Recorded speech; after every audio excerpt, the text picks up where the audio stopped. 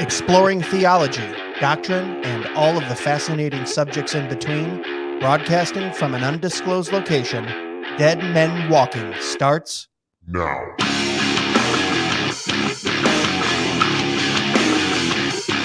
Well, hello, everyone. Welcome back to another episode of Dead Men Walking Podcast. I'm your host, Greg Moore. Thanks for coming along on the ride. Thanks for following us on the socials and checking us out at DMWpodcast.com. Over the last few weeks, you've probably heard some of the interviews we got at the Fight Laugh Feast conference in Tennessee. Is that where I was? No, I was in Kentucky. I hope you guys have been enjoying those. We got a good response on those as well, too. Last year, we broke that up into 4 or 5 episodes. It was a little bit much. So we did 1.5 hour episodes. Let you guys kind of hear who we were talking to down there, what's going on down there. Obviously, we had some entrepreneurs on, some people creating things in the Christian space. And we're going to kind of continue that today. I don't want to belabor the point too much and talk about what's going on in my life because I don't want to keep this guest waiting. He's the CEO of a company called TruPlay. Based out of Austin, Texas. It's Brent Dusing. Brent, how are you, sir? Doing great, Greg. Good to be with you. So I wanted to talk to you about this company you guys have because I'm always keeping my ear to the ground on people creating things kind of in our space, the believer space, the Christian space. Can you give us a little bit maybe of your background and then maybe just an intro into what TruPlay is? Absolutely. I've been a tech entrepreneur for 18 years. I started out in Silicon Valley and built a company some of you may have used. It's a company called Cellfire, where at the grocery store, if you've ever seen a product that said use your cell phone to save money at the grocery store or use digital coupons at the grocery store, invented that, started that company. We wound up selling that to Catalina Marketing. I then built a company that built Christian games on Facebook. So if you ever played Journey of Jesus, Journey of Moses, Stained Glass, these were games. We had over 7 million people play them on the Facebook platform, kind of Christian video games. And then just started TruPlay couple years back, launched the product just 2 months ago.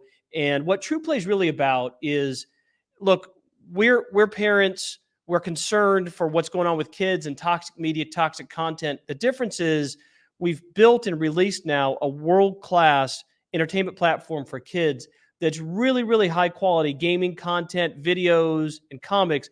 But everything we do has a biblical foundation to it, whether it's stories and games from the Bible or a new set of IP that we've created or other partner content.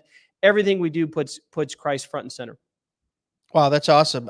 So mine are 14, 12, and 9, and we've been going through that process of watching what they are streaming and playing and things like that our entire lives. I'm a homeschooler as well. I was homeschooled in the 80s and now homeschooling my children. So we keep an eye on that. What I have found, and maybe you can touch on this a little bit, is by worldly standards, the ratings, they will say, oh, this is for everyone. This is for kids, right?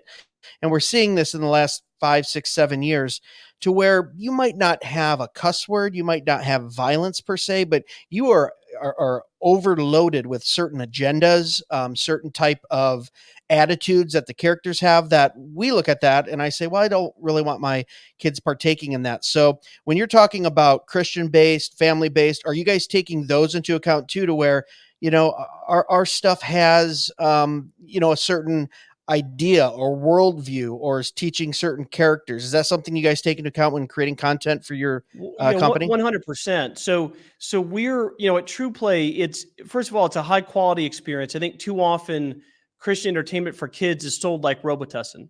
Yeah, I know this doesn't taste very good, but you need to drink it. It'll help your cough. Well, I don't want to drink Robitussin. It tastes awful, right? We sell chocolate cake with vitamins and protein and calcium in it, right? So it's video games that kids love. We look at the data, the usage rates, the feedback we get from parents, not just kids, but parents enjoy playing it too. So if you're listening, you might enjoy doing that with your kids. But the way that we tell our stories, some of our games, so TruPlay, just to give you a sense, if you're listening, is one app on your phone, on your iPad, could be Android or iOS, one app with a bunch of games, dozens and dozens and dozens of hours of content, various video games you can play for hours and hours and hours, digital comics, both from the Action Bible, and we're just launching from Keystone Comics, the Book of God series, video content as well. We have some new video content we're releasing in just a couple weeks. We're really excited about. It's like prayers that kids do in a really high quality, artful way. I think people are going to love. So the point is, it's content where everything we do, some of our games are based on Bible stories. We have a game coming out called King David's Battles, where you get to play King David. I mean, think about this. King David is the best, most action-packed story in the Old Testament, right? Why has Yeah. there never been a great video game about this? Talk about Yeah. values, right? And the underpinnings, like you were talking about, the content, the characters, and the way it's written. We've also built this set of intellectual property called the Rimverse. And if you're watching this on my T-shirt, you see these animal characters with different animal costumes. Maple's a bunny rabbit. She wears a tiger costume. Why? She's a little girl. She believes very strongly in God. She's got a very strong personality, but she doesn't get taken seriously because she's a little girl and she's a bunny rabbit. So everybody kind of laughs her off.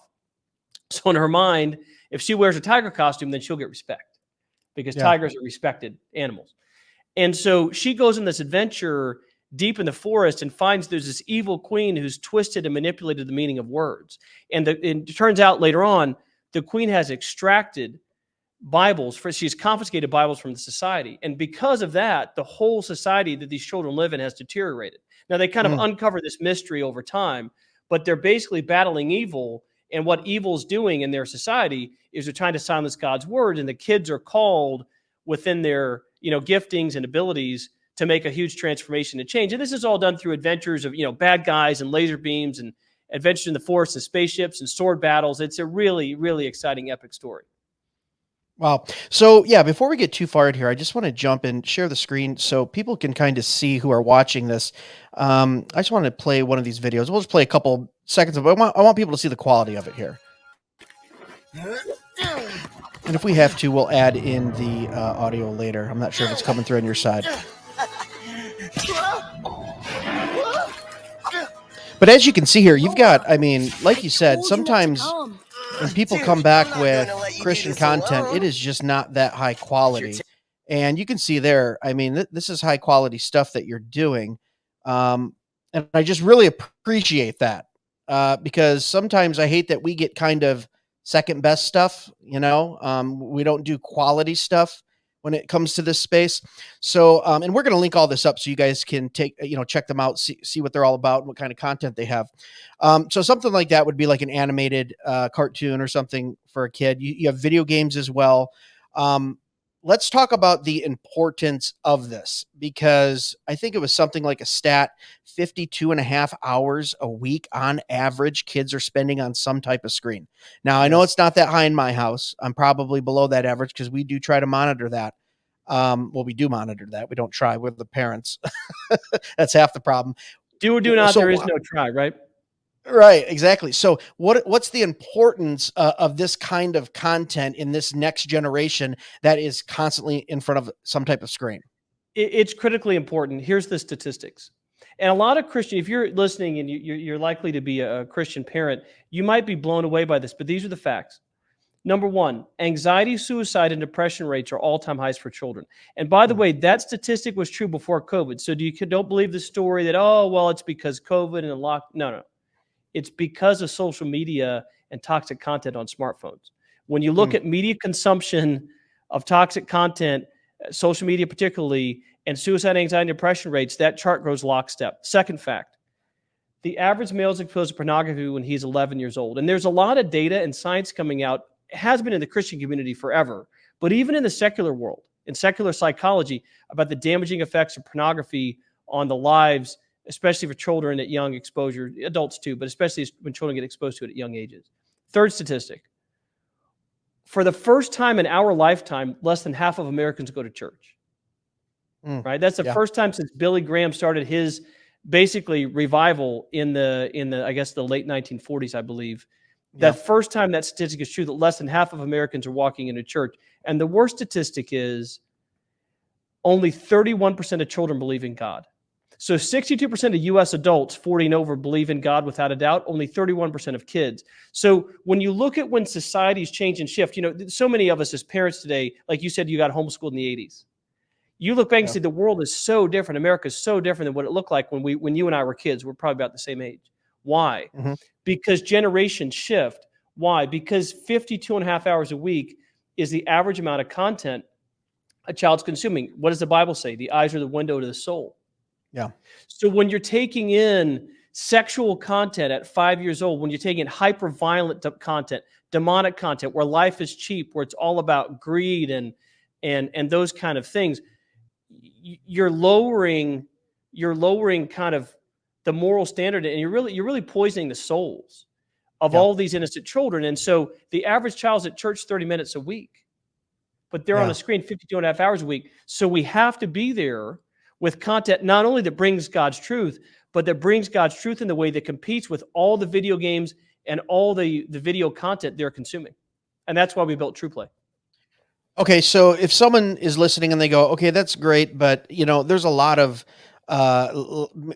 quite a few companies out there that say they're family centered or child centered, or have this holistic or moral approach," and then you find out there's stuff in there, even YouTube Kids. I'm thinking Disney. I'm thinking some of these bigger guys that are focused on the family, and yet I find things in there that are just abhorrent. So what makes you, maybe they're asking, okay, so why should we trust you? Like, what's your worldview? Who's creating this content? Is there any Sure. way to, how do you gauge the content and go, this should be in, this shouldn't be in, this is something we should talk about, this isn't something? Like, where's that come in? Because the content side of it's pretty darn important. Great questions. Great questions to ask. Let me go through that. So, first of all, I'm a Bible believing Christian, and I'm the founder CEO. Most of our employees would tell you the same thing. Secondly, everything we do, so we stand on 4 pillars in terms of our product. Everything has to be fun, right? We can't sell entertainment products by saying this is something you should do to kids. They got to want to do it. And everything we see from having launched 2 months ago, our kids love it. Our customers, our subscribers love it. 2, it's got to be beautiful. You mentioned, how come Christian content is subpar? It's interesting. It wasn't always that way. From the time Constantine accepted Christ it was around, I think, 330, 350 AD until the late 1800s, Christians made the best content, the best music, the best buildings, the best artwork, the best sculptures Amen. were typically made by Christians, right? That Yeah. changed about 150 years ago, but that doesn't have to be our destiny. And I think you have to give credit to people like The Chosen, like what Hillsong and Jesus Culture and Lauren Daigle have done with music, where they've brought the quality standard to a higher bar than, frankly, maybe where things were a few years back. Sure. Third, we've been endorsed by some phenomenal Christian pastors and leaders you can trust. We've been endorsed by the Billy Graham Evangelistic Association. Think about, Will Graham is someone, he's the executive vice president there. He's endorsed us. Sam Rodriguez, the president of the National Hispanic Christian Leadership Council, read the Bible at the inauguration in 2016. Yeah. He's endorsed us. Ken Harrison, a good friend of mine, the CEO of Promise Keepers. Everybody, I think, probably knows who Promise Keepers is, helping men to be better fathers and husbands. He's endorsed us.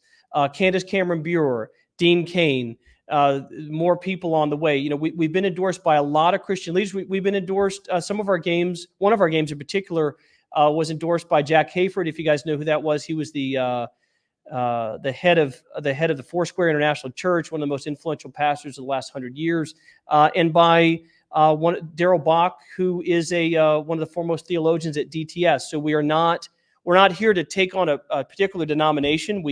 We're Christians. We believe God is real. The Bible is true. Jesus is God in the flesh.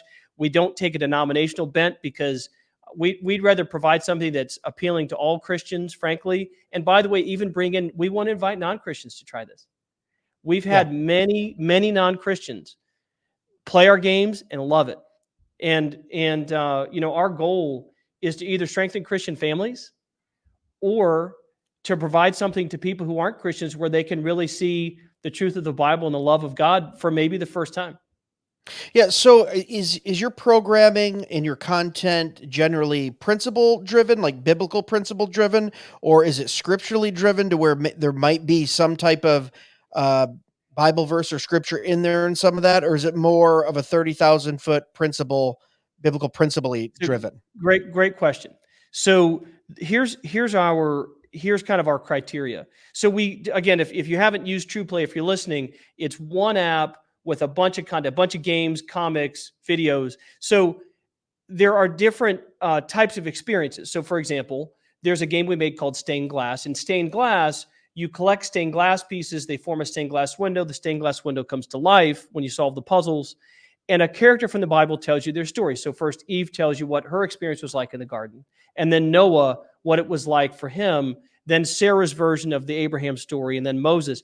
And the way that that story is written is from a more realistic standpoint. And what I mean by that is when many Christians hear the Noah story, I think it's when they're 5 years old and it's a coloring book that is something like Noah got to build a floating zoo and it was so great.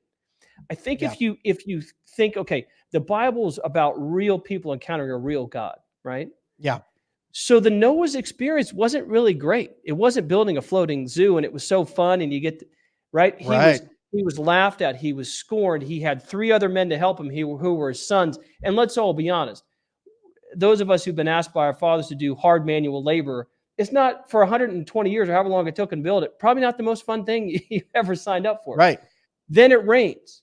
How do you feel? Well, did we seal it? Do we have enough food? Are we, all these thoughts go through your mind. Is this ever going to end? How did Noah's wife feel? None of her family made it. Think about that. All of her brothers and sisters, parents, nephews, nieces, they're not on the ark. We know that from the biblical text. So the point is, stained glass, it's a really fun puzzle game. You solve all these puzzles. But when you're hearing the biblical story, we're trying to put you in the shoes of someone. What if you were there? What would that experience have been like? A real person, but encountering a real God. Okay. Another example, King David's battles. We don't do so we tell the story of David. When we start out with David's a shepherd boy, right before the Goliath battle. So he's young and he's a little bit cocky and he knows he's been anointed by Samuel, right? Because that's happened first. Yeah. And so, and the Philistines are bearing down on the Israelites and that whole dynamic, and you're fighting all these battles. So we're telling his whole saga in a kind of an artful way. But one of the biggest underpinnings of that story is watching the development of a boy become a man. So in the game, you play young David as he progresses, and then there are some flashbacks where older King David is reflecting back on some of the wisdom that he gained in those times, and honestly, some mistakes that he made. I mean, I think as Christians, we have to always remember this. God doesn't use perfect people because he doesn't have any of that's me and you too, right? We're not perfect. Right. David, clearly not perfect. Neither was Moses, neither was Abraham. Only Jesus was. But, everyone else, they make mistakes. And so David's working through that. And the key point in David is a boy becomes a man. We don't do a good job in our society or culture anymore teaching a boy to become a man. Yeah. Now, you ask about the rest of our content. All these animal characters, Maple, Oliver, Benjamin, Lucas, they look ridiculous, right? It's a bunny rabbit in a tiger costume and a skunk who wears a crocodile robot suit, but their personalities are just like personalities of children today. Maple's very headstrong. She's a Christian, but she doesn't really care about other people's opinions. She doesn't get a lot of respect, and she's tried to always push forward. Lucas, he's on the autism spectrum. Turns out a lot of kids today are, right? And Lucas's brother died a year ago. And Lucas, by the way, doesn't know God, doesn't understand who God is, what that means, why his brother died. Has a lot of unanswered questions, and he's on a journey. There's a character named Oliver. He's adopted. He's got some questions about that. He kind of believes that God exists in concept, but the idea of praying doesn't make sense to him, and Maple winds up rescuing him. He's trapped. He's getting strangled by these vines, and Maple rescues him early on. Spoiler alert. And he starts to learn the value of praying, and God starts to show up. So the way that our characters in the Rimverse are written, and there's a lot of games based on the Rimverse, they're just like real kids today. They've got some superpowers, of course, because it's got to be fun and exciting, but they're praying to God. They're referring to Scripture. They're putting their faith in God. And by the way, sometimes in the action, God shows up and makes a way for them. Yeah. So let me ask you this. And it's funny that you talk about Noah's Ark because at the top of the episode here, when I just said I came back from a conference, it was in Kentucky at the Ark Encounter, and I was walking through that replica Ark, essentially full size Ark, and I had the thought. I said, "Man, my kids love all these like building games and Fortnite." And I said, someone needs to make a video game where you just live out the life of the 80 years of building an Ark and getting it, in the boat and on shore. It's just a epic story, right? Like you said, there's a lot going on there. It's not just 2 giraffes sticking their heads out the window, which is, what I grew up with the felt on the board in Sunday school, right? So yeah, you can make some epic adventures out of these Bible stories, which I think is really cool. So it's all in one app. What is your age range on this, do you think? For people listening right now and they go, okay, I have some kids. I don't know what, I have a 2-year-old, a 6-year-old, an 8-year-old, and a 10-year-old. Like, what's the range there for people We who want? find our sweet spot is really 5 to 12. We have some games and activities that skew a little for the younger, some games and activities that skew a little more for the tween kids. And Mhm. and the other thing we find, and this kind of happened very or naturally and organically, we have a lot of parents enjoy playing our games too. We started testing our games a couple years back before we were building them because we wanted to make sure they were fun and people were enjoying them. We had to, tune the games. And we Yeah. found that after the child would play the game, then the parent would ask to play. And we find that we get feedback from our customers that, hey, my kid plays it and I compete with them for high scores on some of the games and or adventure games where they help their kids get through some of the adventures and the challenges and the puzzles. So, like I said, it is really kind of 5 to 12, but we do find parents enjoy it too. And as you know, as a dad, I've got kids at home too, like you. It's not always easy to find a thing you actually enjoy that your kids enjoy Right. that doesn't make you cringe in terms of the values your kids are going to pick up. Right. Yeah, absolutely. So, what are we talking price point? As we wrap this up, I have a couple more questions on the business side because we got a lot of entrepreneurs in the audience, and I always love picking the brain of guys who go out there and risk it, like I have and others have. But what price point are you at when you're talking about an all-in-one app that I'm assuming is iPhone, Android, PC, Mac compatible? Yeah, so iPhone, Android, tablet, or phone. Okay. And by the way, we sell a family plan. So when you subscribe, you can put it on all your devices. In your family can get an account just for that one price. It's not we don't sell. It's not you don't have to pay extra for every single kid. It's one price. Oh, okay. So Because you guys aren't Netflix anymore, where you can't share passwords, huh? Well, They the took point that away is, from us. we want each kid to be able to have their own account because you score Right. points, you make progress in the games, and you don't want somebody to mess your score up and stuff, right? Right. Right. Um, Right.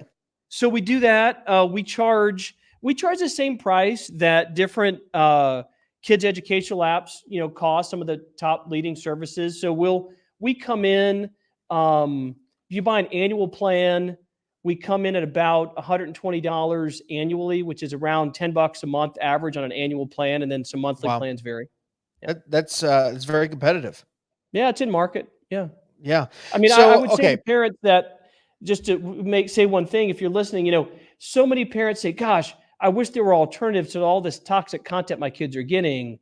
My team and I mean, we have a world class team of tremendous professionals, and what we do, we're selling subscriptions, and then we're taking that money and we're paying great salaries to truly world class people to then go build more great content because every month there's new games, there's new videos, there's new comics on Yeah. TruPlay. So it's a living, breathing service that we keep reinvesting and making a better and better product. I mean, that's one of the things Elon Musk talks about.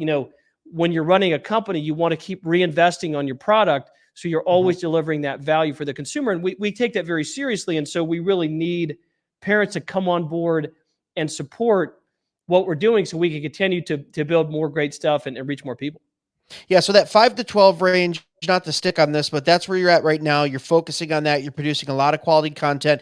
Any plans in the future to expand that range at all if you're getting into, like, say, teen or preteen or young adult? Absolutely. Well, we certainly cover preteens because we're hitting the kind Oh, of 10, true. 10, True. 11, 10, 11, 12. 12. Yeah, yeah, yeah.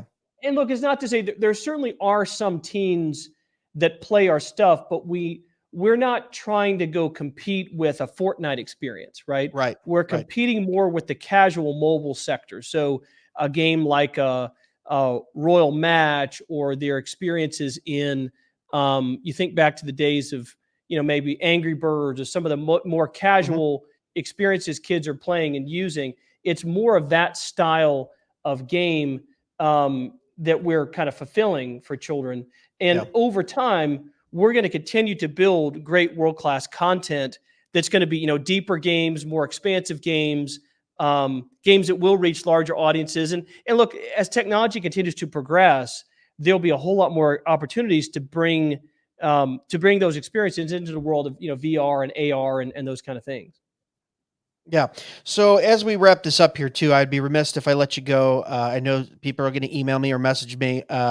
we got a lot of entrepreneurs that listen, and we got people that are creating things and that are building things and taking risks. And I don't have to tell you all the sacrifices that go into, being in a running a business or owning a business. So, uh, just people out there, when you're building this, what was some of the struggles you had and some of the accomplishments you had when sounds like you sold one company, started this just a few years ago.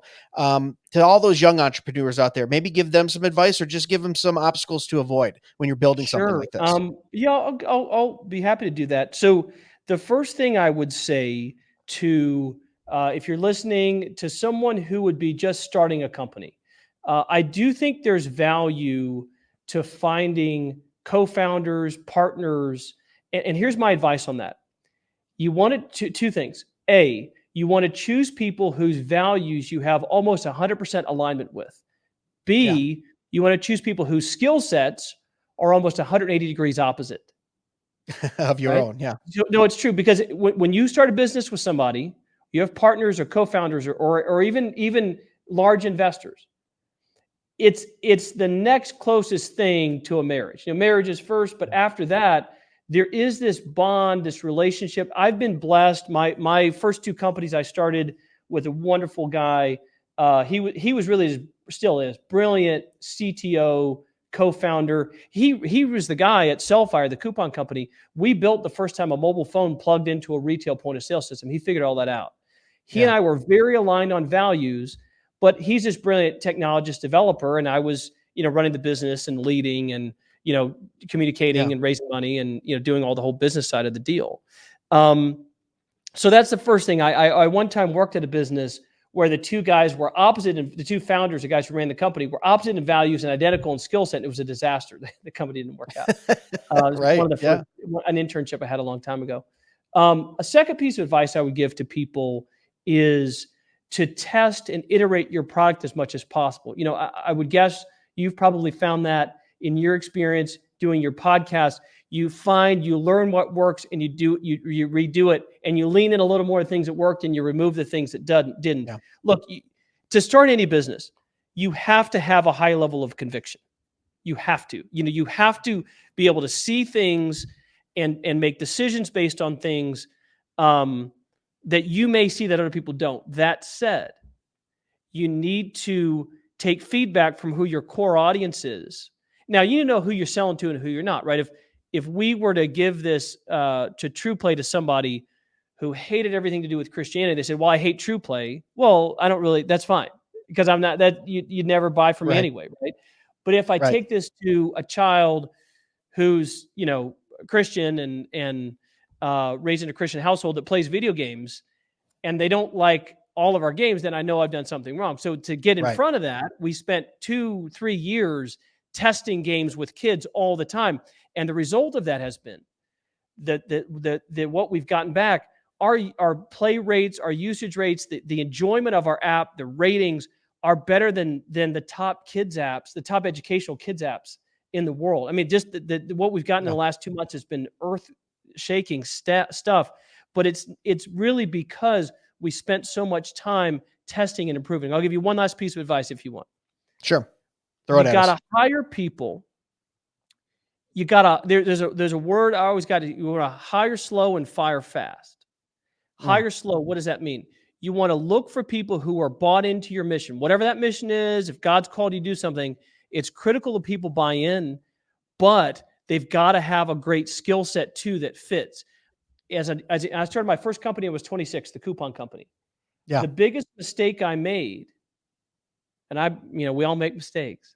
One of Sure. them, at least, was I knew what I wanted in a hire, but I'd get somebody because I feel like the sense of urgency. So I'd hire somebody that was really off spec, off what I was looking for, but try to kind of fit a round peg in a square hole. Oh, it'll work out. Let's just keep moving.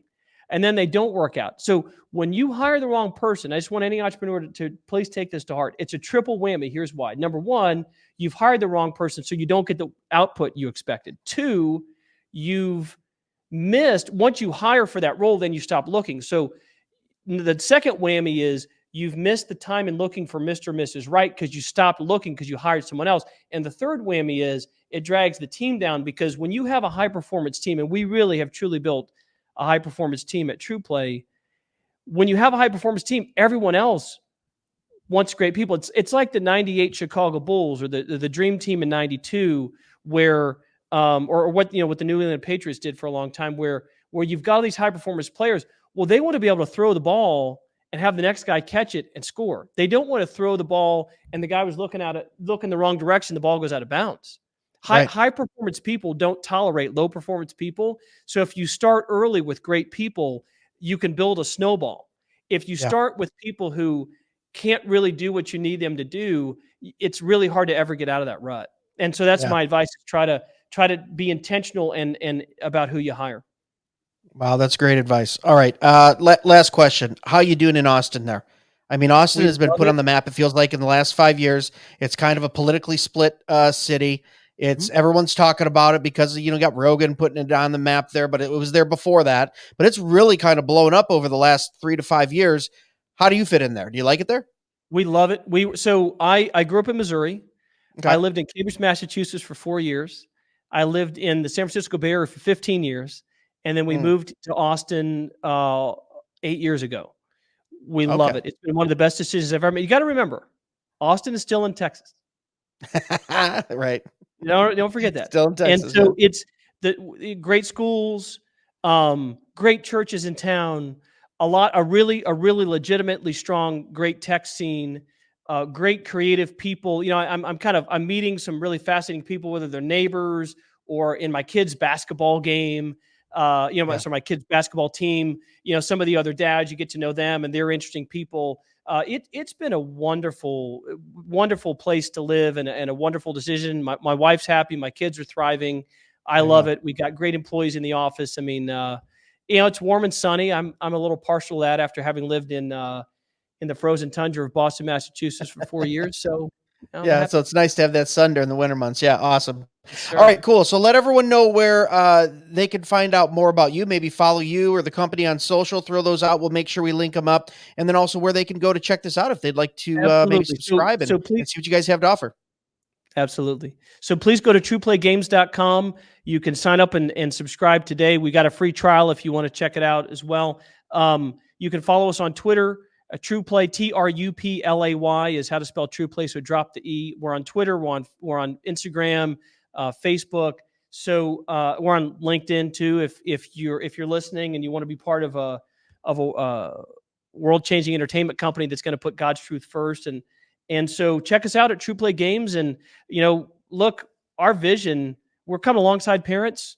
We've heard a lot of parents say they're tired of toxic content. We've delivered, I think, a great product that we're getting so many people start to subscribe and get excited about, and we'd love to have people join us as part of that journey.